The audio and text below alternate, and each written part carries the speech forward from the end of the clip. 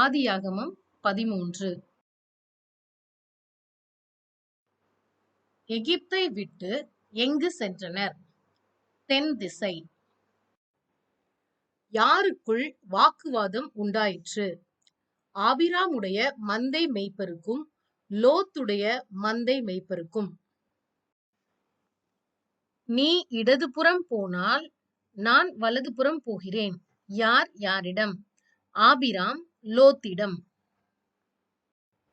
நீர்வளம் பொருந்தினதாய் இருந்தது எது? யோர்தான் நதிக்கு அருகான சமபூமி.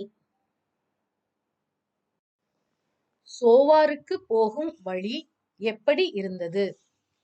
கர்த்தருடைய தோட்டத்தை போலவும் எகிப்து தேசத்தை போலவும் இருந்தது. ஆபிராம் எங்கே குடியிருந்தான்? கானான் தேசத்தில். லோத்து எங்கே கூடாரம் போட்டான்? சோதோமுக்கு நேரே. சோதோமின் ஜனங்கள் எப்படிப்பட்டவர்கள்? பொல்லாதவர்களும் கர்த்தருக்கு முன்பாக மகா பாவிகளுமாய் இருந்தார்கள். ஒருவன் எதை எண்ண கூடுமானால் ஆபிராமின் சந்ததியையும் எண்ணக்கூடும். பூமியின் தூளை. எபிரோனில் இருந்த சமபூமியின் பெயர் என்ன? மம்ரே.